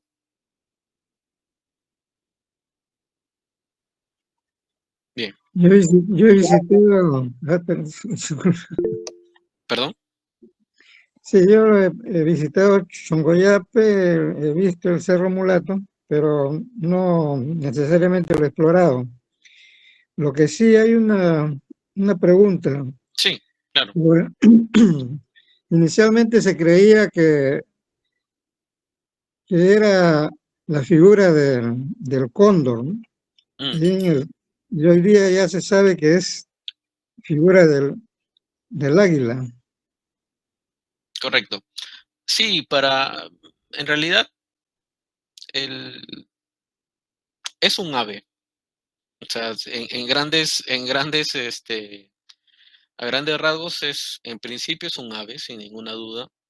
Ahora bien, entre cóndor y águila hay muchas similitudes de estas aves. Por eso es que se tiene para poder interpretar sobre la figura exacta y de qué especie de animal estamos hablando, tenemos que hacer un estudio mucho más detallado. Porque, por ejemplo, en otros lugares se habla o sea, se hace estudios comparativos a través, por ejemplo, de las mediciones. Miden el ala, pueden medir el pico, las formas, etcétera, para poder determinar ante qué tipo de especie de animal estamos. Por eso es que yo, hasta el momento, y ya que no hay evidencia, no hay estudios más profundos, yo lo dejaría como lo que actualmente se habla, ¿no? Que es el Cerro del Águila. Sin embargo, antes se hablaba del, del cóndor, efectivamente, ¿no? Finalmente, eso es aún materia de estudio desde mi punto de vista. Había, me parece, otra consulta, escuché, ¿no? Bien, si no, pasamos. Comentaba lo de Cerro Mulato porque ese es un espacio aún que se podría considerar como un espacio sagrado y que hace miles de años, en época formativa, de la época de esta época formativa, ¿no? También periodo inicial para algunos, horizonte temprano, se hicieron estas figuras. Pero eso no quedó ahí, eso lo que estamos hablando, estas figuras tienen aproximadamente 3.000 y podrían llegar hasta 4.000 años de antigüedad en algunos casos, y que se mantienen básicamente, y que han mantenido este lugar como casi como un apu, como un lugar sagrado, donde inclusive en la actualidad, y por eso era mi pregunta si alguien era de la zona, se hacen muchos ritos, hay también muchos relatos locales sobre la importancia de este cerro, casi como un cerro protector, ¿no? También que tiene cierta carga, e inclusive hay muchos relatos que hasta experiencias que no se puede dormir ahí, que no se pu- que es altamente respetado. Entonces, eso en realidad es tradición oral. Es algo que se ha ido transmitiendo por muchos, muchos cientos, y yo me animaría a decir por lo menos un par de miles de años.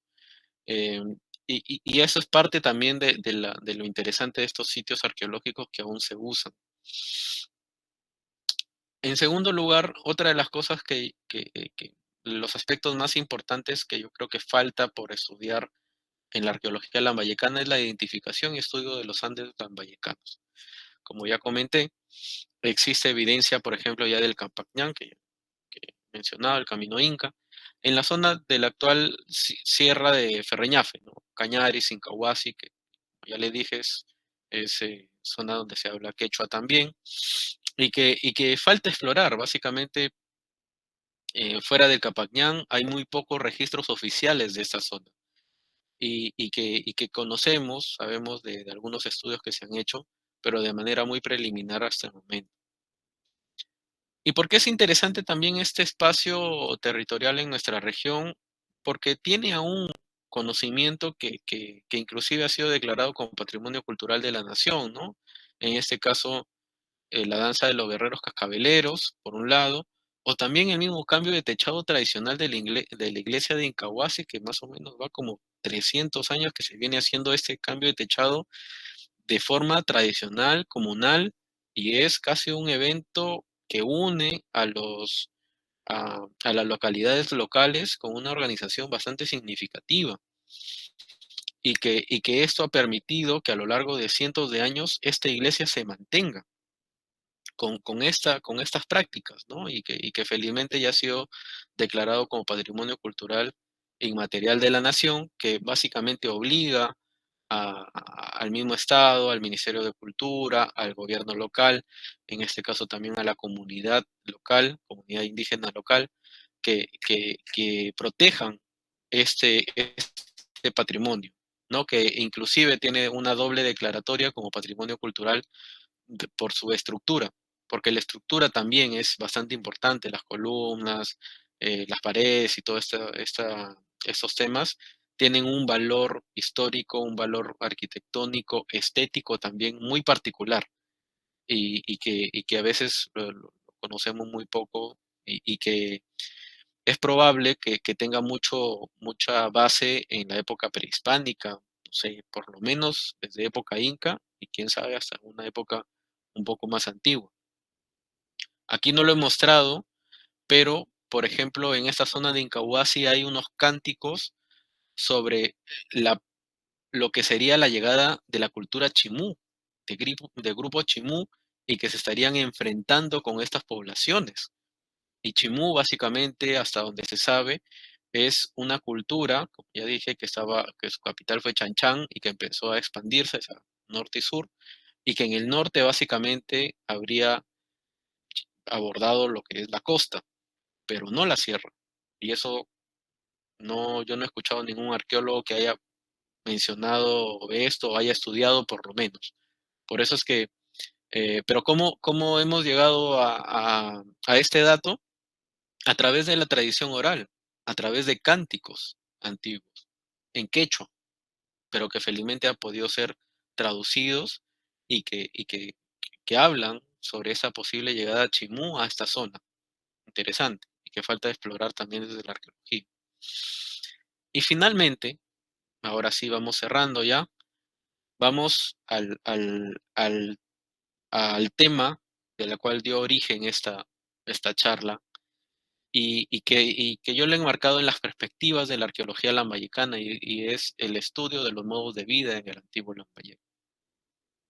El antiguo Lambayeque básicamente está centrado en nuestra región de Lambayeque, y hablo de antiguo Lambayeque a grandes rasgos, partiendo por supuesto de la época prehispánica, es decir, antes de 1532, pero con la finalidad de poder entender también estas prácticas tradicionales, como en este caso el, los tejidos que felizmente en la actualidad aún los tenemos en Eten, Montefú, entre otros, o también esta tradición del techado de Incahuasi que ya he comentado.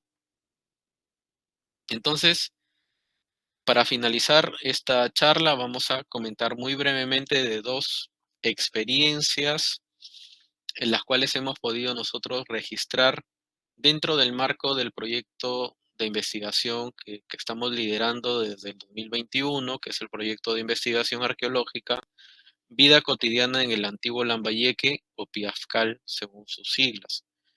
Y comento esto porque las excavaciones en Huaca César Vallejo se han llevado a cabo dentro del marco de este proyecto de investigación, que finalmente busca, como su nombre lo indica, explorar y conocer la vida cotidiana en el antiguo Lambayeque.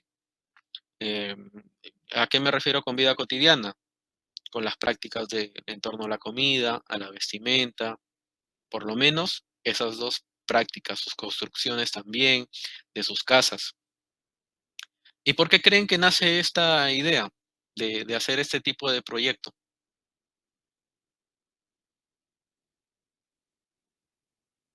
¿Alguien alguna idea? ¿Por qué nos vimos en la necesidad de estudiar la vida cotidiana en el antiguo Lambayeque? Sí, adelante. Porque es relativamente muy poco todavía lo que se conoce sobre esa situación en el departamento de Lambayeque, ¿no? Correcto. Muchas gracias. ¿Alguna idea adicional? Doctor, buenas noches. Buenas noches, señor arqueólogo Sores, a la profesora Nancy, al señor Manuel Falla. Le saluda Norberto Díaz desde Chile. Bueno, ante la ausencia, pues también, ¿no? Yo soy del pueblo, residía pues en el pueblo Joven López Albújar, en la Avenida Agricultura, ¿no? Y siempre, pues, no sé si se ha destruido, ¿no? Pero, si no me equivoco, esa huaca, pues, tiene, desde muy niño, ¿no? Siempre, a veces hemos ido ahí, hemos visto, no sé si hay una pared de adobe. No hay una pared de adobe, ¿no? Yo no sé si ahí no sé si ahí se habrá huaqueado, ¿no? Pero ante la ausencia también de las autoridades, pues la falta de apoyo, ¿no? La falta de darle enseñanza sobre nuestra realidad, nuestra cultura, ¿no? Lambayeque, pues, bueno, yo soy autor del álbum educativo Ruta de Lambayeque, ¿no? Y por hacer esa obra, que me tardó años, ¿no? Viajé casi por todos los sitios de Lambayeque, solamente a donde no fui fue solamente a Cañaris. Cañaris fue el único distrito que no visité, pero me fui a Incahuasi, ¿no? Ahí justamente me hace rememorar con la foto usted de la casa, ¿no? De pajilla que tiene arriba, ¿no? ¿no? Y visité hasta arriba, hasta la laguna. No tengo un video pequeño, ¿no? A veces la falta de experiencia. Entonces yo creo que ya ahora por eso es importante viajar a otros países para ver las culturas, para ver la idiosincrasia de cada pueblo. Y eso es lo que nos falta a nosotros también revalorar, ¿no? Revalorar lo que tenemos, porque la verdad, Lambayeque, como siempre yo le he dicho, es como si fuera una PUS a nivel arqueológico, porque donde usted va, ahí hay arqueología. No solamente los sitios que no he visto arqueología, y espero no equivocarme, es en La Victoria y no sé qué otro distrito. Pero después a nivel de los 36 distritos de Lambayeque, todos tienen zonas arqueológicas. Es algo increíble que tiene Lambayeque. Pero lamentablemente no hay una concatenación, no hay una unión. O sea, yo digo siempre que para tener visión hay que tener acción. Entonces, eso es lo que nos falta, digamos, como lambayecanos, ¿no? Porque Lambayeque tiene potencial turístico, de verdad le digo que tiene un potencial enorme, pero esa falta de conocimiento, la falta de las autoridades también, pues, ¿no? La falta de autoridades. Y en este caso, pues, también los maestros uno tiene que buscar también, investigar, ¿no? No poner peros, ¿no? Entonces, por ejemplo, acá una línea, ¿no? Por ejemplo, acá el ciudadano chileno sí o sí viaja, ¿no? Como sea, aunque sea una semana, pero está de viaje y es turismo interno. Es lo que no tenemos en Lambayeque. Yo casi a los 35 años, recién conocí Ferreñafe. Mm. O sea, mis 35 años estando Ferreñafe a menos de 15, 20 minutos de Chiclayo. Entonces, yo creo que muchos lambayecanos, o no sé si la totalidad, pero no conocemos nuestro Lambayeque, no conocemos, o sea, preferimos salir de Perú o conocer otras regiones, pero no conocemos lo nuestro. O sea, no sé, por eso no se sabe el potencial, o sea, no hay eso, ¿no? O sea, ahí deberíamos llamarnos nacionalistas, ¿no? Porque a mí me encanta mi tierra, Lambayeque, ¿no? Yo donde sea me voy y digo que soy lambayecano, ¿no? Entonces, yo converso con profesores de Argentina, de Bolivia, de Chile, de Paraguay, estamos entrando al África. Entonces, yo creo que Lambayeque es un buen punto turístico, un buen punto arqueológico, pero los profesores, los docentes, hay un potencial de dar a conocer, de enseñar todo esto. Bueno, yo lo felicito a la profesora Nancy, que, bueno, por casualidad me he unido al grupo y me han aceptado, y le agradezco también a usted por esta hermosa exposición. La verdad que me ha relajado, me he sentido contento con todo lo que usted ha expresado, así que muchas gracias a todos. Gracias a usted y al otro profesor que participó. Y se ha hablado de dos temas, ¿no? El proyecto que comenté, que se llama, y repito, ¿no? Proyecto de Investigación Arqueológica, Vida Cotidiana en el Antiguo Lambayeque, se crea a partir de dos necesidades. Y básicamente las dos participaciones han hablado de ello. Por un lado, conocer lo cotidiano, el día a día, la vida diaria en la antigüedad. ¿Por qué? Porque normalmente lo que se ha estado estudiando principalmente en la arqueología lambayecana, y que no está mal, está muy bien, porque tenemos esa riqueza, son los grandes gobernantes, el señor de Zipán, el señor de Sicán, las grandes tumbas, los grandes cementerios, los grandes monumentos. Sin embargo, las poblaciones, como en la actualidad, no todo es los gobernantes. Inclusive, si nos damos cuenta, en una población los gobernantes es la minoría de la población. No todos pueden gobernar, ¿no? Sin embargo, para entender la complejidad de una sociedad hay que entender en todo, el aspecto que conforma una sociedad. Por eso es que esa necesidad la vimos y estamos convencidos que hay que cubrir ese espacio también. Por un lado eso. Pero por otro, y algo que había comentado al inicio, nos interesa mucho generar información para que, por ejemplo, el Estado o las autoridades em, puedan hacer una muy buena política pública, es decir, puedan tomar buenas decisiones para beneficiar a las comunidades actuales.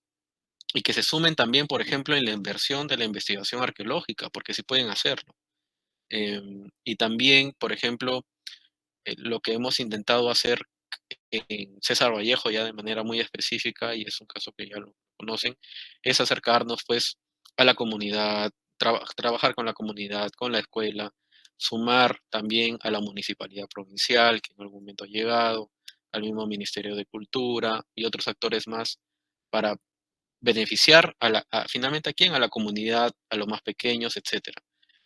Y esa es la otra mirada y otro objetivo principal que tiene este proyecto.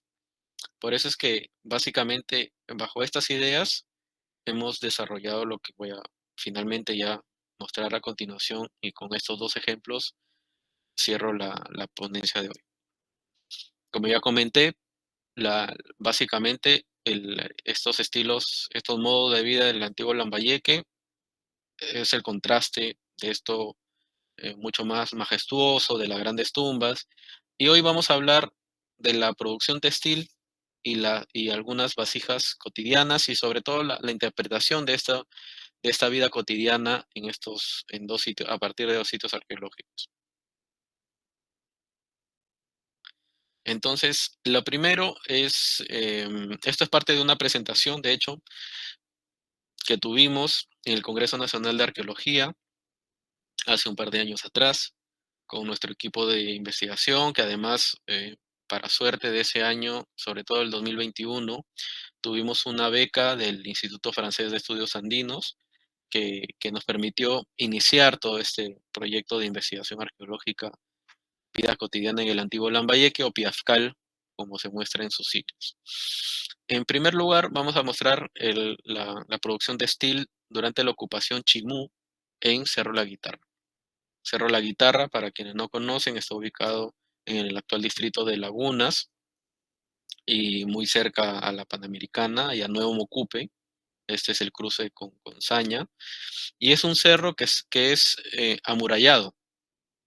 Esto ya es un dibujo, ¿no? Esto es una posible muralla o canal también, eso es algo que se está estudiando. Y estos son los cerros que finalmente han sido amurallados, ¿no? Estas líneas negras son murallas bastante extensas y que pueden ver estas partes de acá o esto de acá son poblaciones, son viviendas antiguas.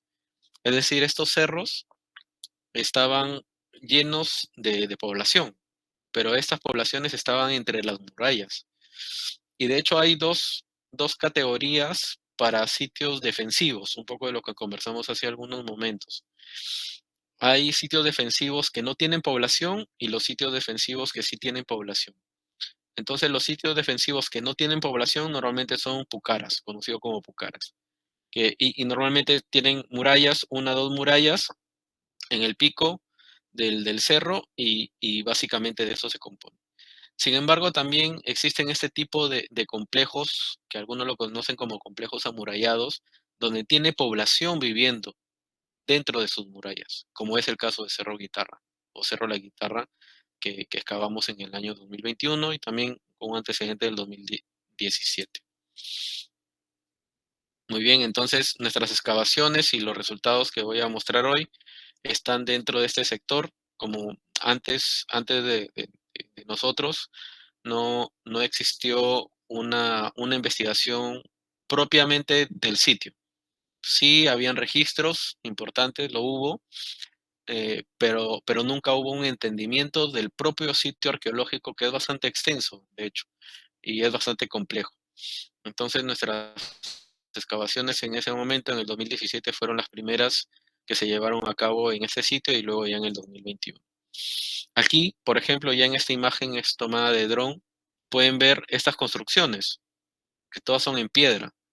Y aquí está la muralla, una de las tantas murallas, ¿no? Son 5 murallas concéntricas que separan esta especie de barrios posiblemente, o complejos amurallados y complejos residenciales también. Sin embargo, en este sector 6 de Cerro La Guitarra, tiene espacios que podríamos considerarlos como que no son viviendas pequeñas, sino son espacios más de élites o pequeños templos, como el de acá. O también este podría ser un pequeño templo, una pequeña construcción que no es una vivienda. Sin embargo, estas sí son viviendas, por ejemplo. Estas sí son viviendas. Se pueden ver por el tamaño de la estructura, por la composición y otras características más. Entonces nosotros hicimos las excavaciones, nuestras unidades de excavación en estos 3 rectángulos o cuadrados que están diferenciados por color según la unidad de excavación que hicimos en esos momentos. Aquí de manera muy breve, en realidad estos son datos ya de las excavaciones arqueológicas, simplemente para mostrar algunas fotos, la ubicación de este recinto 1, de los espacios arquitectónicos, donde estuvieron centrados nuestras excavaciones, y que como hemos hecho en Huaca César Vallejo, fuimos de manera ordenada, por así decirlo, es decir, por niveles culturales, que así lo registramos nosotros los arqueólogos, ¿no? A diferencia de Huaca César Vallejo, acá se encontraban muros de piedra, que se pueden ver acá, y también ya los recintos y un poco empezar a entender toda esta arquitectura antigua que a veces se superpone, ¿no? Se cruzan, se rompe, y eso es como una especie de armar el rompecabezas para la época antigua, ¿no? Y eso es un poco el trabajo que hacemos también desde la arqueología. Entonces, a través de estos niveles, empezamos a ver un poco qué es lo que había. Por ejemplo, aquí encontramos una huella de un poste un tronco posiblemente había en este espacio, pero ya no queda el tronco en sí. En este caso sí quedó parte del tronco, pero a veces no queda el tronco, sino queda simplemente la huella. Y ahí sirve como especie de poste, posiblemente para sostener un techo. Es decir, estamos ante un recinto techado. Y estos recintos también se excavaban a través de los pisos, ¿no? Los pisos ocupacionales, como los tenemos ahora en nuestras casas. Tenemos nuestros pisos, pero para épocas antiguas, o sea, estaban igual. Sin embargo, pues, si, si nos ponemos a ver en cientos de años, más abajo encontrábamos otros pisos, ¿no? Y esa interpretación también tenemos que darla a nivel temporal, sobre todo para ver hacia qué época pertenece. Y eso es un poco la tarea que hacemos en campo. Ahora bien, una cuestión bastante interesante que se dio en esta investigación, específicamente en este sector 6 de Cerro La Guitarra, es que creemos que estamos ante la evidencia de toda la cadena operativa de la producción textil, tanto desde lo más básico, que son las pepitas de algodón, el algodón, y luego el proceso para quitar las pepitas, armar las tortas. También, no solamente tenemos el algodón, sino también el pelaje o pelo de camélido, posiblemente puede ser llama, y que hemos encontrado. Hemos encontrado también otras cuestiones que se conoce como el piruro. Ante ello, por ejemplo, resaltar aquí que se encontraron las pepas, ¿no? Y este proceso, las tortas que ya comenté, el pelo del camélido, el piruro que ahora que sirve también como parte del uso, ¿no? Para poder hilar, hacer ese trabajo de separación y ya de formar finalmente el ovillo y también el hilo en sí con el que se va a trabajar. Y que ahora lo vemos, de hecho, las prácticas, sobre todo de textileras actuales, principalmente en la zona altoandina, y acá finalmente es el ovillo. Y luego se hacía el trabajo ya con el telar en sí, ¿no? Con las espadas, con todos estos instrumentos de madera que se podría...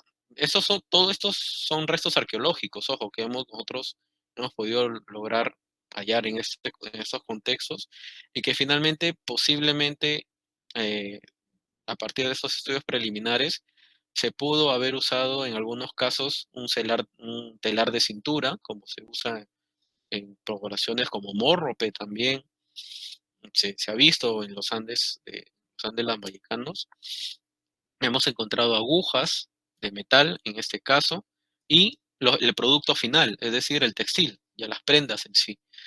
De hecho, ahí nos hemos quedado, ese es el estudio preliminar, pero ya con estudios mucho más detallados podríamos ver mm, qué intentaron, eh, de qué eran esas prendas, si eran tipo camisetas, uncus, algún tipo de pantalón o similar.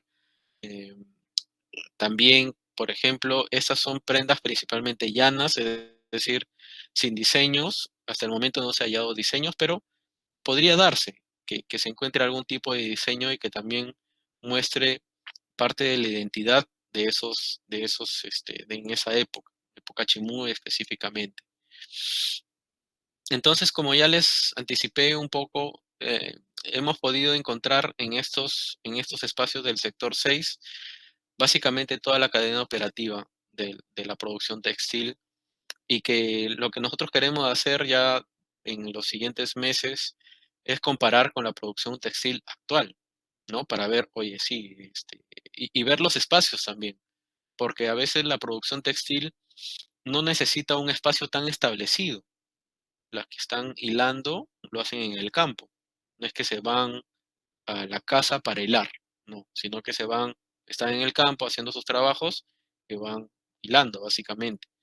Sin embargo, habría que ver si en el pasado se pudieron haber establecido algunos recintos de manera especiales para poder hilar, ¿por qué no? Se, se podría explorar esa opción.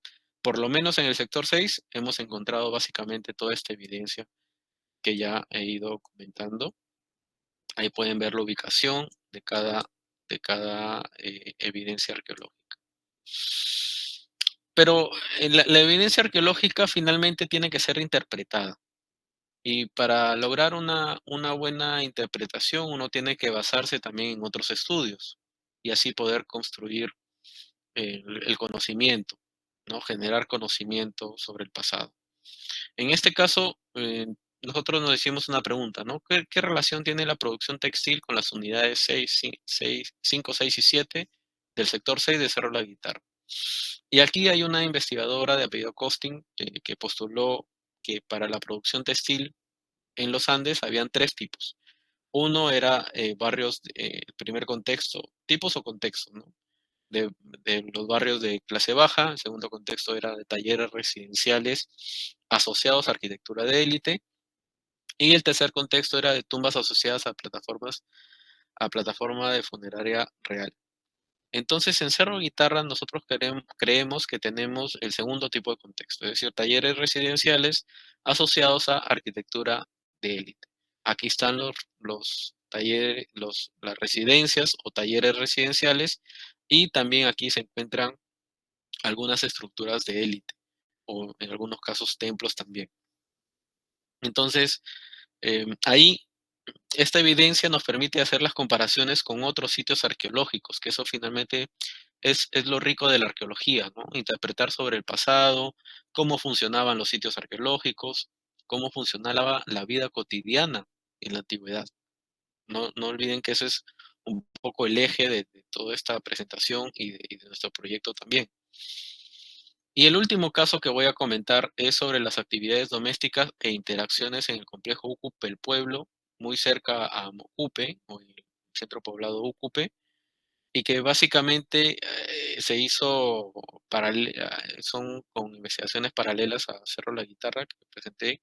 Es un sitio muy cercano a Cerro La Guitarra, está en el mismo valle, pero tiene una temporalidad mucho más amplia que Cerro La Guitarra. Ucupe tiene varios cientos de años de presencia antigua, pero Cerro La Guitarra tiene entre 100 a 200 años al menos de presencia. No tanto, no es mucho, desde el punto de vista arqueológico, por supuesto. Aquí básicamente muestro un poco los antecedentes que habían de la investigación, que viene desde 1959, y que entre los hallazgos más importantes es de este moche norteño que nos hablaba Arturo hace unos momentos, y esta es otra de las grandes tumbas que se encontraron en este lugar, y es de lo que los arqueólogos denominaron como la tumba del señor de Ucupe, que está aquí, se puede ver un poco en estas imágenes, ¿no? Entonces nosotros salimos un poco de esos espacios. Esta grande tumba estaba centrada por esta parte, más o menos, en la estructura 1, 2, pero nosotros nos fuimos hacia la parte exterior y externa de lo que los investigadores, sobre todo los últimos investigadores como Steve Bourget y Jorge Centurión, plantearon en su mapa que pueden ver acá, pero nosotros estuvimos afuera. ¿Y qué hallamos afuera? ¿Y dónde está ubicado afuera? Acá pueden ver nuestras unidades de excavación, 1, 2, 3, 4 y 5, y pueden ver cómo está inmerso ya en el centro poblado de Ucupe.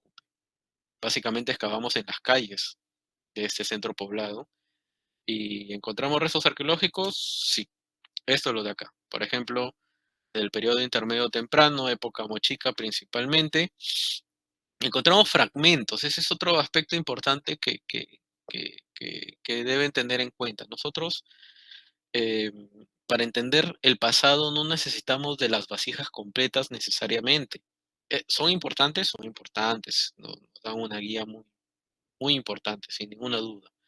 Pero lo que principalmente se encuentra en la arqueología son estos tipos de restos. Son estos fragmentos, que si uno ve bien, este es un rostro, porque aquí tiene una cara, tiene un ojo. También este es una nariz, acá está el ojo. Esto es una cabeza, este es un poco más formado, ¿no? Con los ojos, la nariz y la boca. Todos estos son con rasgos estilísticos típicos de la cultura mochica. Luego, también hemos encontrado estas pinturas que también forman parte de la cultura mochica, pero sobre todo de la parte más doméstica, ¿no? No tanto de las grandes tumbas, sino de la parte doméstica, de la vida cotidiana. Pero también encontramos otros estilos que no necesariamente, y que han sido muy poco explorados, como una cultura llamada gallinazo o virú, que se encuentra también en Lambayeque y que muchas veces no se habla en las escuelas también. Inclusive en la arqueología mismo, recién hay un proyecto eh, liderado por una arqueóloga extranjera, Kelly Char, que está investigando a los lambayeque, en este caso al gallinazo lambayecano, prácticamente si queremos ponerle un nombre.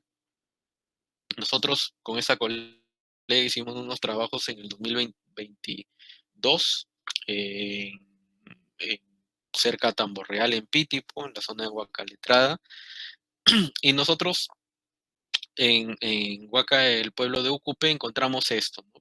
Es otro tipo de cerámica con este tipo de puntos, la oreja, los ojos, la nariz y los ojos, nariz, pero como pueden ver tienen puntos en medio, ¿no? Tienen puntos en medio de los ojos y estos también que son conocidos como lagrimales. Acá está su nariz, que es bastante cercana a los ojos, es un estilo muy particular y que proviene de esta zona de Virú, que está al sur, de hecho, de Trujillo, ¿no? El valle del río Virú, y que de ahí sería como que el centro de esta cultura arqueológica, y lo hallamos en el Vallesaño. Luego pasando a épocas más recientes, es decir, periodo intermedio tardío, acá pueden ver inclusive las excavaciones que no son muy grandes. O sea, esta extensión son de 2 metros, inclusive por 3 metros de largo y en una profundidad de 2 metros. Y pueden ver cómo estamos excavando ahí por niveles estratigráficos, culturales, para llevar todo el orden y el control de las excavaciones.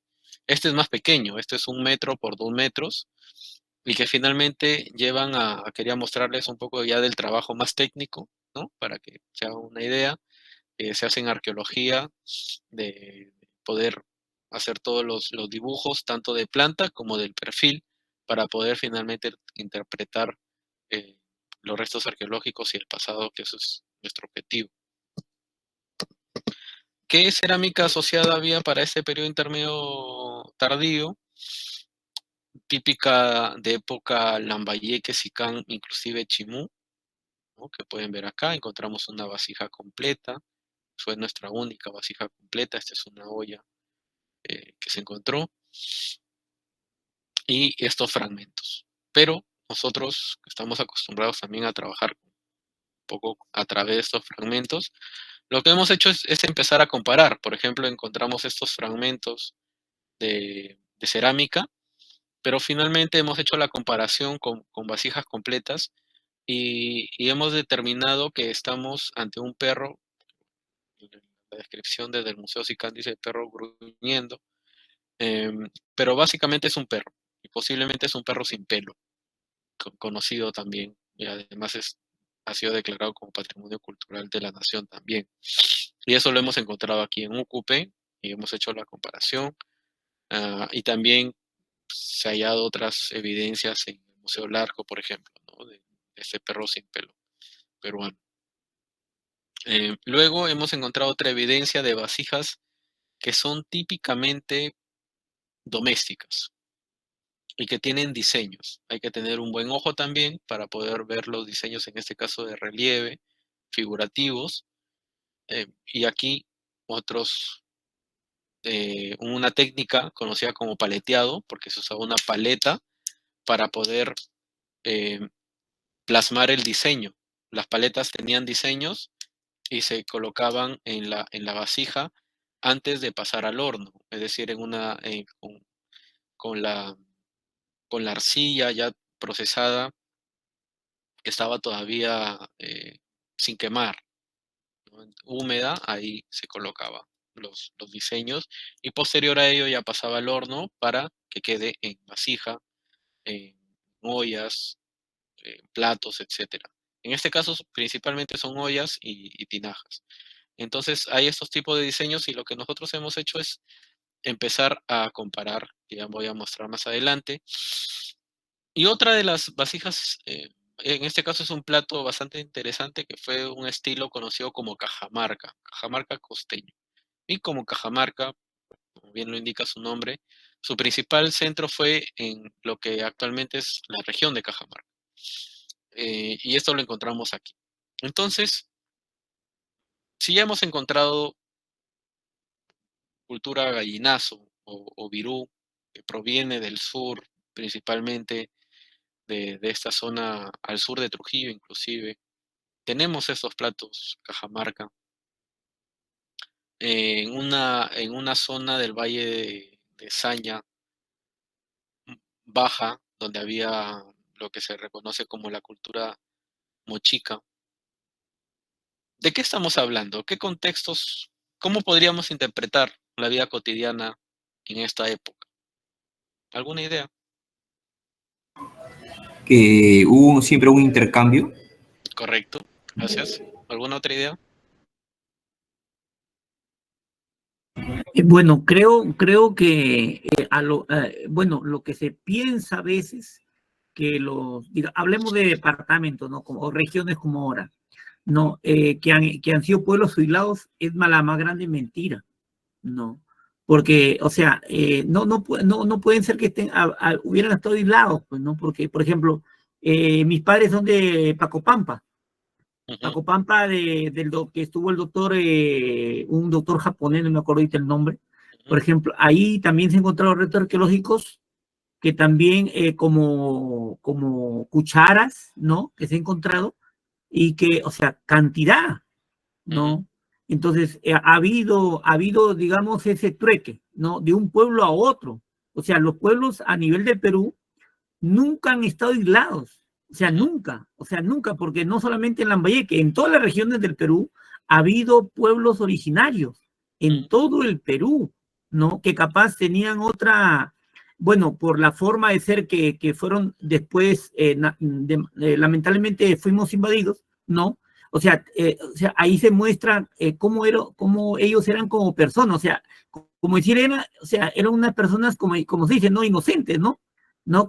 Porque imagínense, tremenda población se dejó conquistar por alguien que vino de afuera.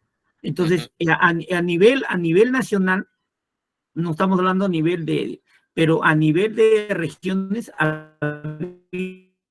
había comunicación. Inclusive, bueno, ustedes sabrán, ya usted es especialista arqueólogo, ¿no? En este tema. Yo sé que en un museo de Trujillo, hay una imagen, hay un huaco entre un natural de la zona y el otro con un sombrero tipo un japonés.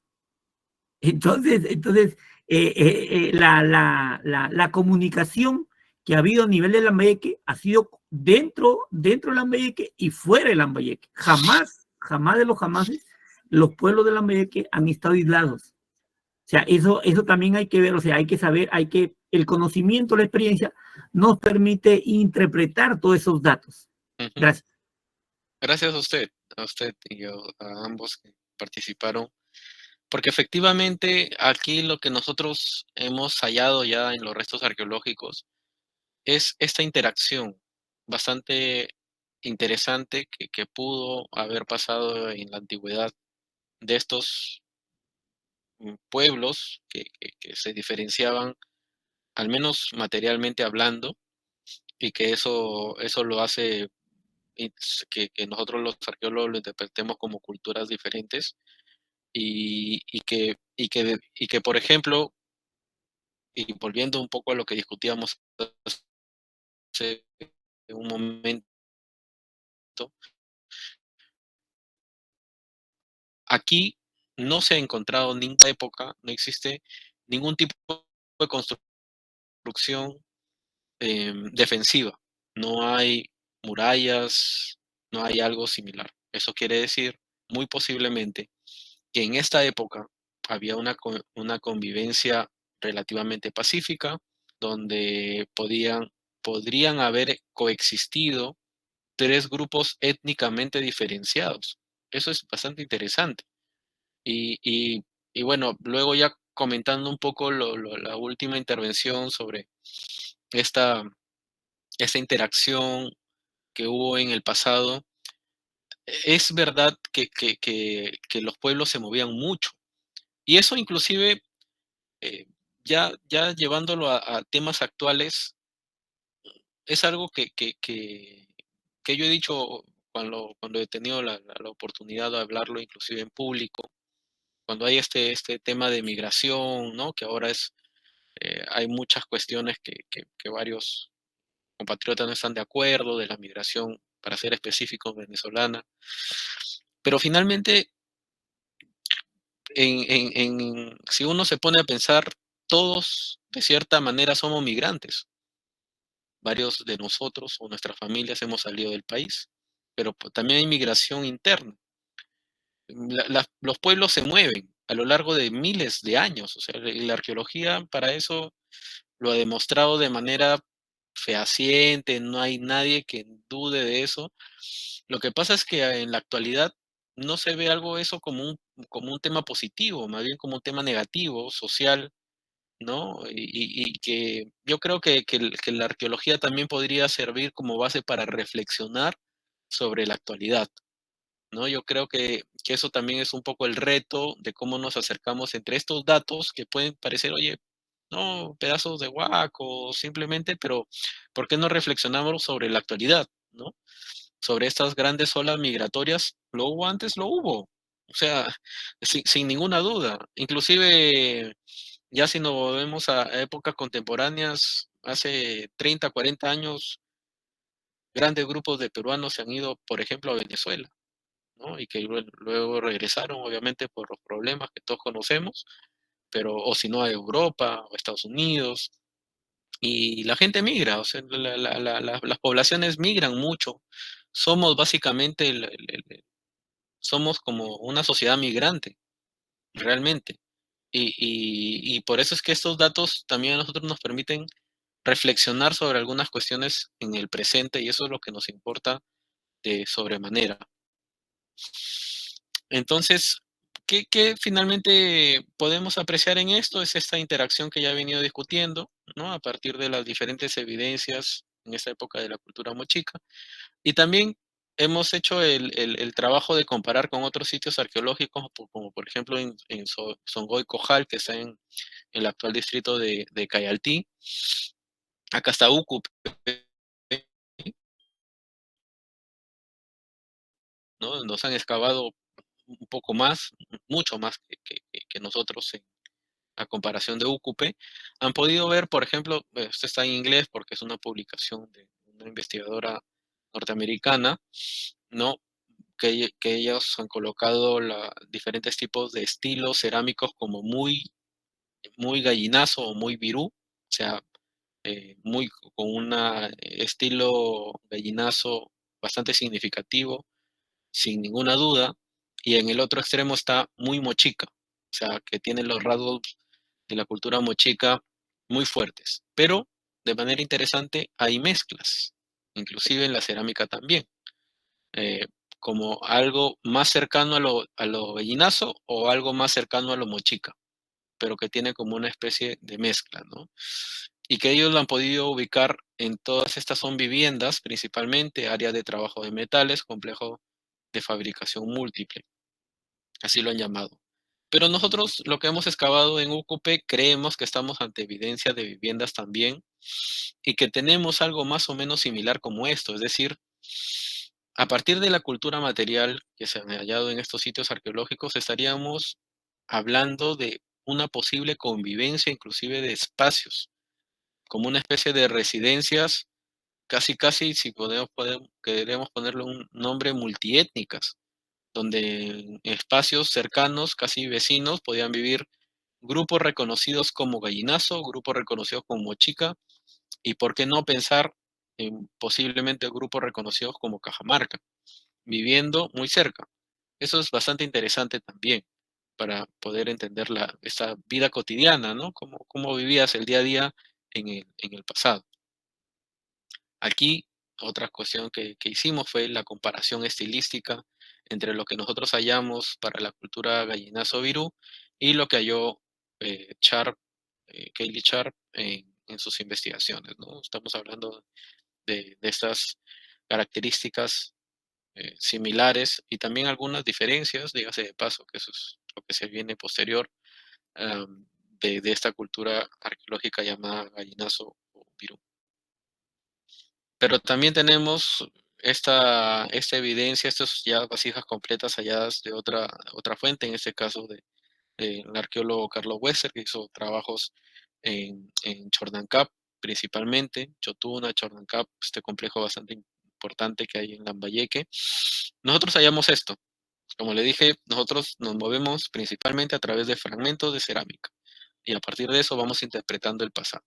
Y vamos viendo dónde se encuentra, ¿no? Haciendo la comparación, obviamente, con este tipo de vasijas completas para